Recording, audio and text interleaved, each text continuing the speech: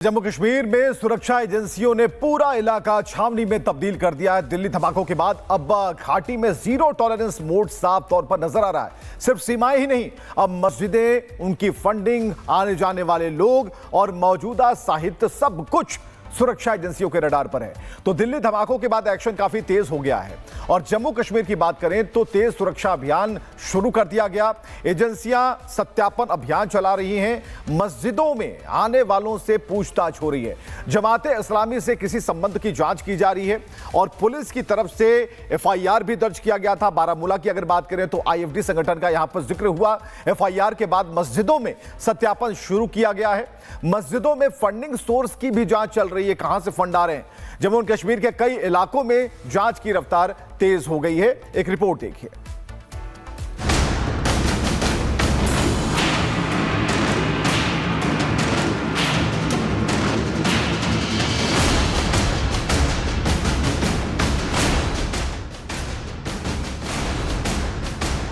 जम्मू कश्मीर में गणतंत्र दिवस से पहले सुरक्षा व्यवस्था को लेकर सतर्कता चरम पर है।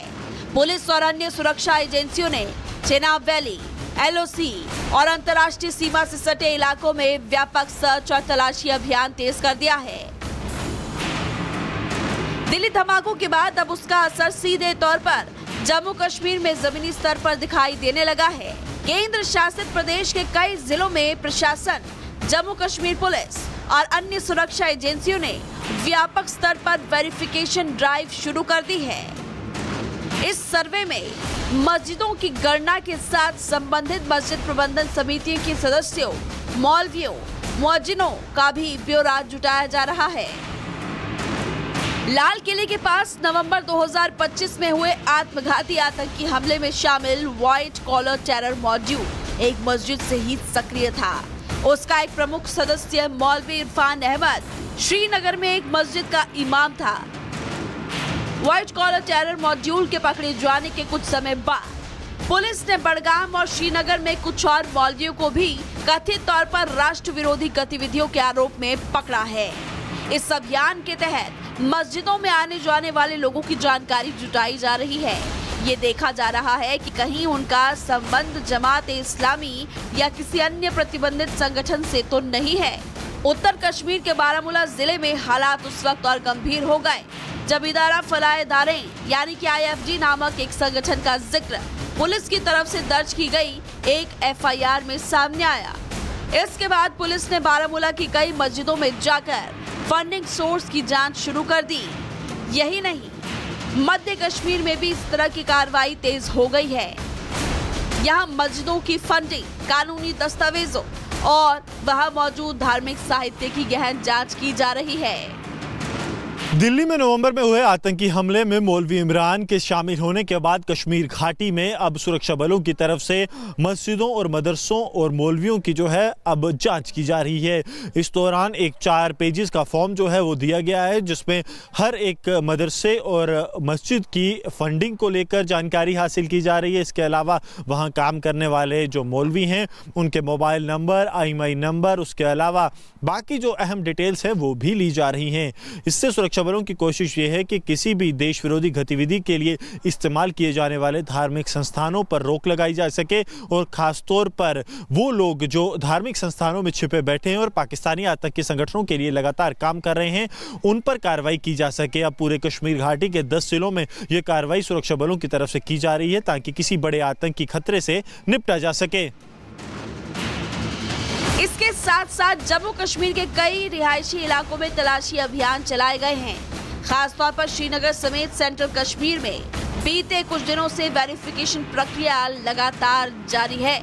सुरक्षा एजेंसियों का कहना है कि ये कार्रवाई एहतियात कदम के तौर पर की जा रही है ताकि किसी भी संदिग्ध नेटवर्क को जड़ जमाने से पहले ही कुचल दिया जाए।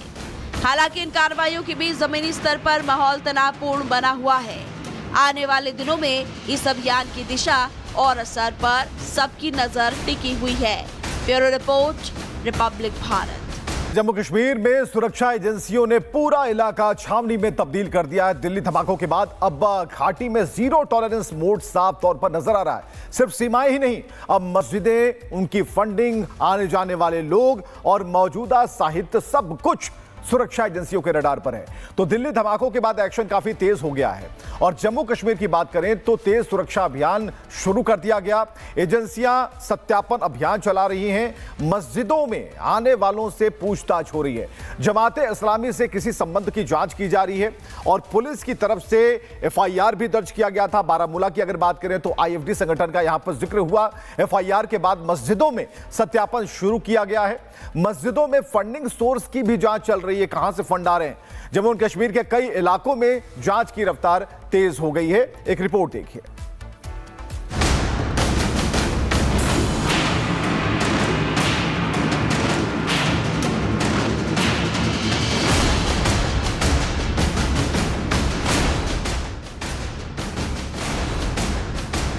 जम्मू कश्मीर में गणतंत्र दिवस से पहले सुरक्षा व्यवस्था को लेकर सतर्कता चरम पर है।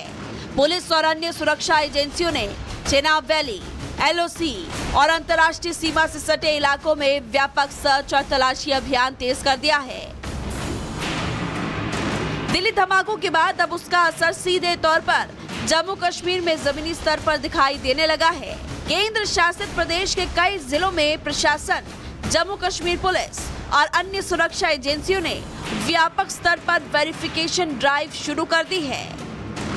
इस सर्वे में मस्जिदों की गणना के साथ संबंधित मस्जिद प्रबंधन समितियों के सदस्यों, मौलवियों, मुअज्जिनों का भी ब्यौरा जुटाया जा रहा है।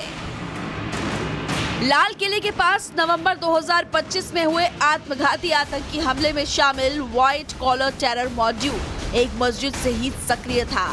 उसका एक प्रमुख सदस्य मौलवी इरफान अहमद श्रीनगर में एक मस्जिद का इमाम था।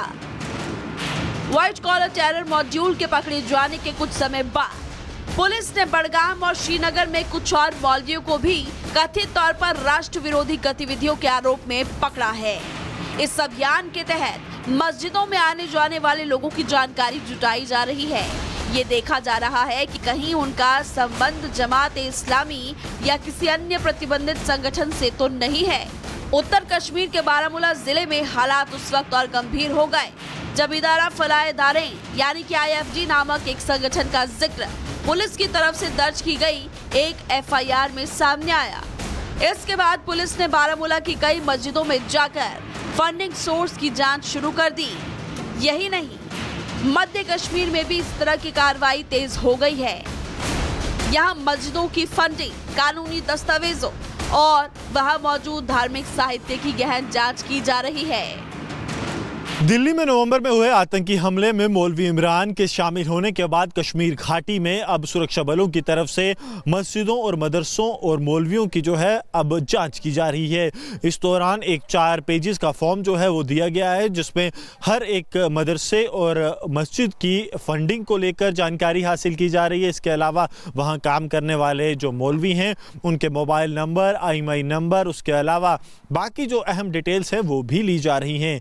इससे सुरक्षा बलों की कोशिश ये है कि किसी भी देश विरोधी गतिविधि के लिए इस्तेमाल किए जाने वाले धार्मिक संस्थानों पर रोक लगाई जा सके और खास तौर पर वो लोग जो धार्मिक संस्थानों में छिपे बैठे हैं और पाकिस्तानी आतंकी संगठनों के लिए लगातार काम कर रहे हैं उन पर कार्रवाई की जा सके। अब पूरे कश्मीर घाटी के 10 जिलों में ये कार्रवाई सुरक्षा बलों की तरफ से की जा रही है ताकि किसी बड़े आतंकी खतरे से निपटा जा सके।